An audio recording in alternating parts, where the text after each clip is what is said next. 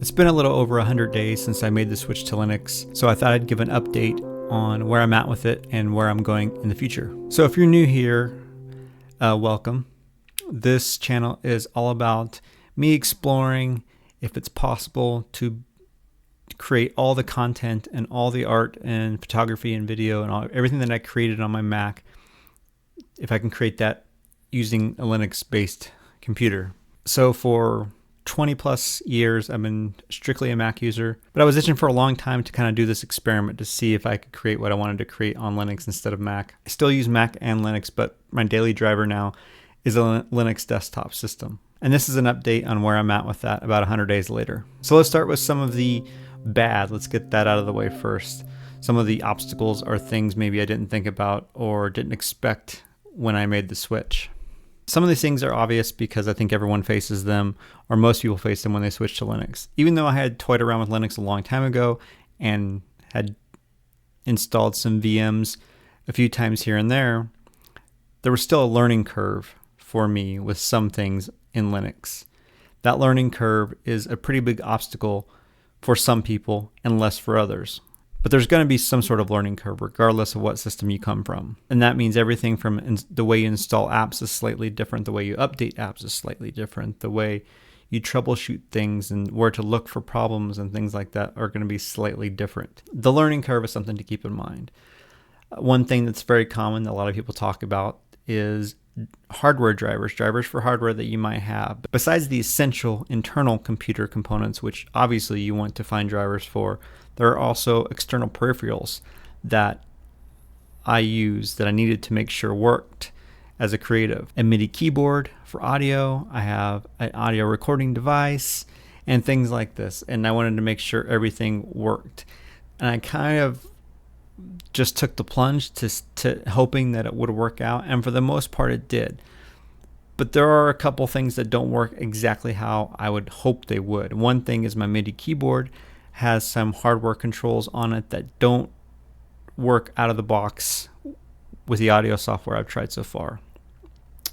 I have a feeling I can make it work, I just haven't quite figured that out yet. So there are obstacles like that, where on Mac that keyboard worked instantly once I installed the drivers. It was good to go. There are also random hardware incompatibility issues that just pop up, and sometimes you don't know exactly which piece of hardware is causing the problem.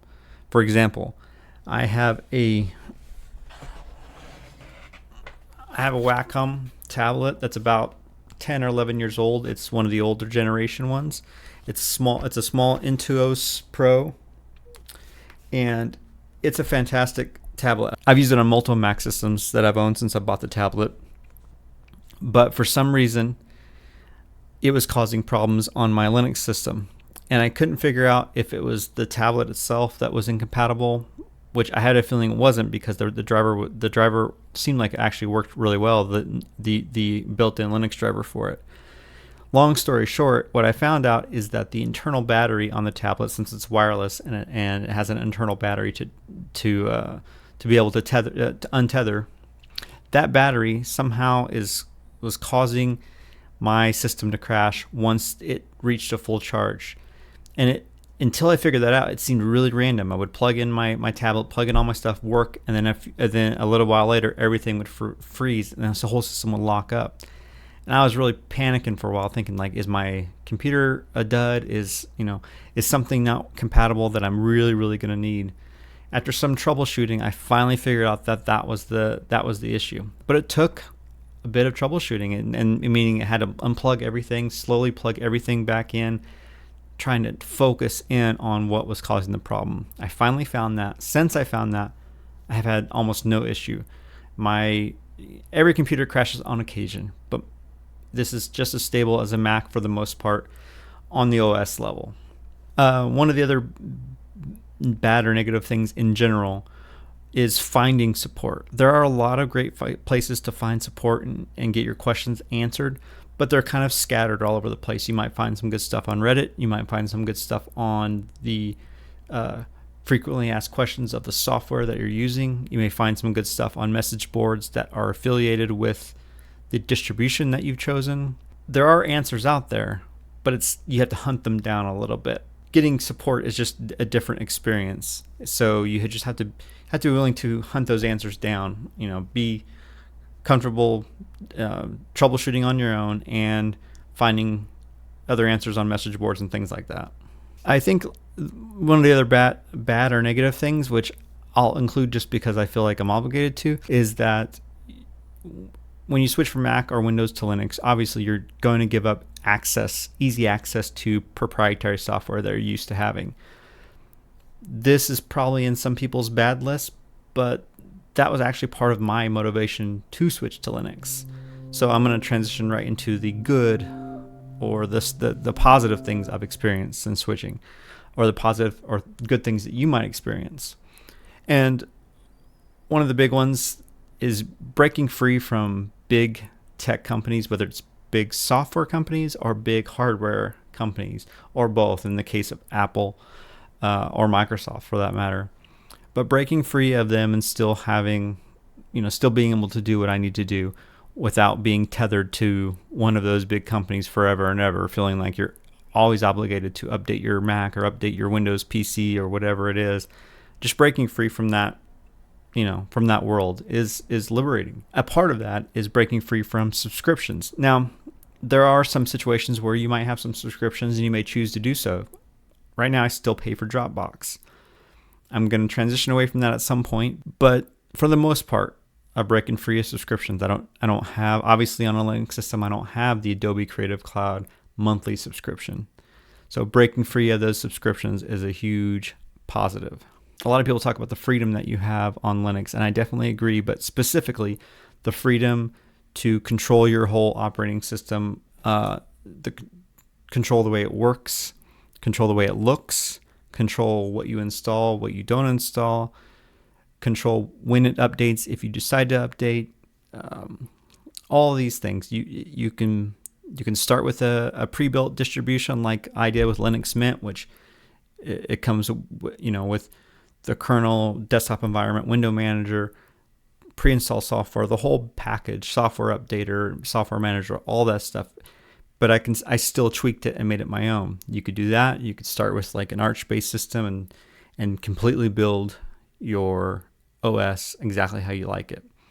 There's a lot of choices, a lot of cool distributions, a lot of ways to approach this to all end up in a similar spot where we're running a Linux-based system to get the work we need to get done, free of those companies that we talked about. Some of the more recent things that you're breaking free of is advertisements in your operating system or in your software, and the integration of AI systems. Even if they claim that you can opt out, but just not having to worry that either a localized AI or a cloud-based AI system is scanning any of your content to train a model or what have you.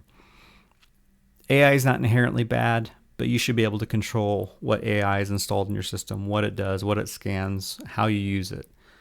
And this is a huge way to do that, to wipe the old proprietary OSs and use Linux and control that. Another really, really awesome thing that I was excited about, and I'm still excited about because I'm just scratching the surface, is being able to make use of older hardware, quote unquote older hardware or antiquated hardware, however you want to say it. Stuff that on the Windows or Mac side has fallen off their upgradable list or supported list that still has life in it. Now, the system I bought a mini PC, which, most of these mini PCs are basically laptop components put into a small desktop designed system. This one is only a few years old. I bought it new, but it came out a few years ago. It's running like a processor from like 5 years ago. So spec wise, it's an old system, but I threw a little bit more RAM than what came in there, installed Linux Mint, configured it the way I want it, and it's running great. You could do that with a system like this. You could go buy a used desktop system, maybe upgrade the RAM, throw a new video card in there or what have you, and throw Linux on there and give it new life. And then control when you want to upgrade from there. You don't have to worry about it being supported or unsupported. And since I made the switch about 100 days ago, I've transitioned all my projects and things I did onto Linux. So photo editing is now done almost entirely in Darktable now. I've fallen in love with Darktable. It has everything I feel I need. I'm still learning the print capabilities and how to make that work exactly how I want it to work. But for the most part, Darktable has been fantastic, and all my photo editing needs pretty much have been taken care of by Darktable. Audio, I'm still figuring out exactly my perfect workflow. I've been using Waveform for the most part, but I also am learning Ardour, I'm learning Reaper, and I'm utilizing Audacity. I've used Audacity for a long time, so Audacity is not new to me. It's just I haven't used it in a bit, but I'm utilizing it again. I'm actually recording the VO portion of this, or my audio portion of this, on through my Linux system on Audacity right now. So audio, I'm bouncing around with the tools I'm using at the moment. I'm really excited about Reaper and Ardour, but for right now, to make my transition smooth, I'm using Waveform. The free version, I did buy an upgrade or two, but the free version's great, and it's another choice for you to check out if you're looking for a DAW on Linux. Graphic design, Inkscape, I think they are the king of the mountain in the FOSS graphic design world. It's fantastic. If you haven't tried Inkscape, I invite you to do so. I do use Krita for just playing around, but also to edit some photos too. Krita is a powerful photo editor. I have GIMP installed, but I'm just excited for GIMP 3.0. I'm kind of waiting for that to come out to really dive back into GIMP and play around to see where we're at that point with GIMP. For video editing, if you've watched the last few videos, it's the same story. I have Kdenlive and Lightworks, and those are the two I'm bouncing between. I've edited videos for the channel already in both of those systems. Both have their frustrations for me, because not only am I learning Linux still and getting used to it, but I'm also learning two new editing systems. Lightworks and Kdenlive are still both relatively new for me. I come from Adobe Premiere, Avid, Final Cut Pro, and Resolve, and those were the systems I knew pretty much front to back. These are new to me, so it's a lot of new for me to learn. So Kdenlive and Lightworks are my two editing systems of choice for right now. Kdenlive I've been using a little more lately. I still have things I'm looking out for and testing. I'm trying Shotcut. I'm trying Olive. I'm trying Flowblade and things like that. I'm keeping those on my radar and I'm trying them out. A few of them have some pretty big gotchas in my opinion, but it's been super fun to use and learn some of these things. Okay, so what's next for me? So right now I have this little mini PC running Linux Mint using Kdenlive and Lightworks and Darktable and Krita and Inkscape and Ardour and Reaper and Waveform and Audacity for creation, and then for consumption I bounce around with some other stuff, but those are my main tools right now. In the future, I either want to still build a custom PC, so I'm gonna build a custom PC.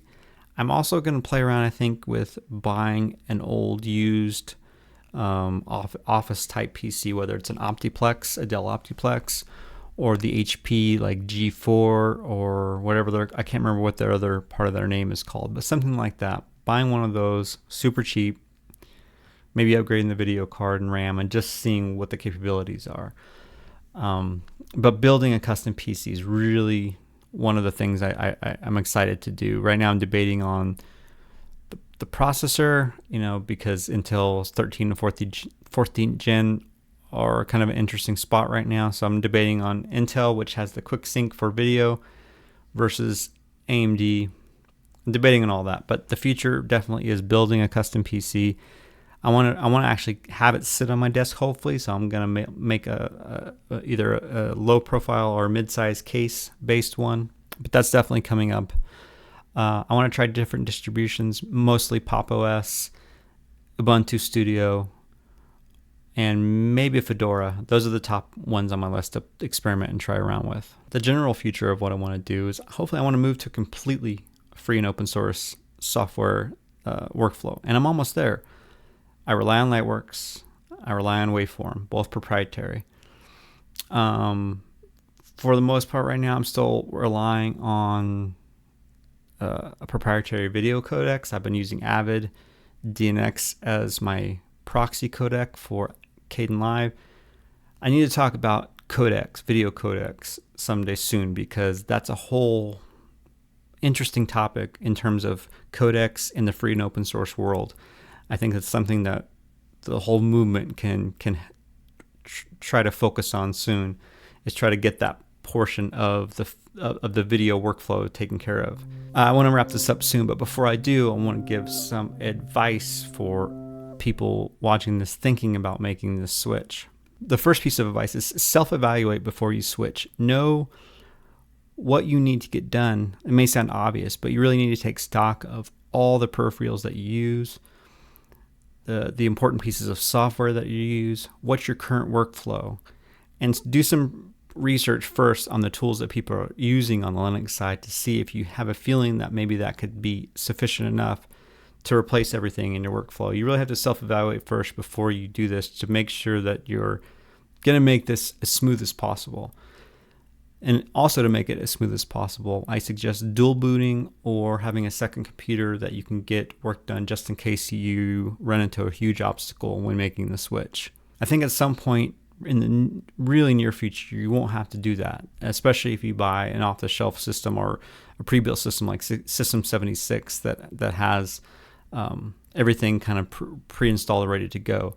But even then, you got to study the workflow that you need software-wise, because you may not have the tool that you think you'll have when you make the switch. If you're used to something from Adobe specifically, the Linux version may not be exactly what you're used to. So just do some research, know your workflow, and that way you can kind of map that out on the Linux side. Try to clarify to yourself why you would want to make this switch. Like, what's your end goal? What's your motivation? For some people, it's strictly breaking away from subscriptions, or it's strictly breaking away from Apple or Adobe or Microsoft. For some people, it's to save a little money. If you have an old low power machine and you don't want to, and you can't or don't want to pay for a Windows 11 license, or you don't want to pay for a new Mac, or you don't want to pay for the monthly Adobe subscription. So saving money is a motivation for some people. It might just be a thing where you're adventurous and you want to experiment. It might be that you're driven by the idea of free and open source software, which is one of the reasons that I did it. So you just got to be clarified, because when you clarify the reason why you're switching, it might help you.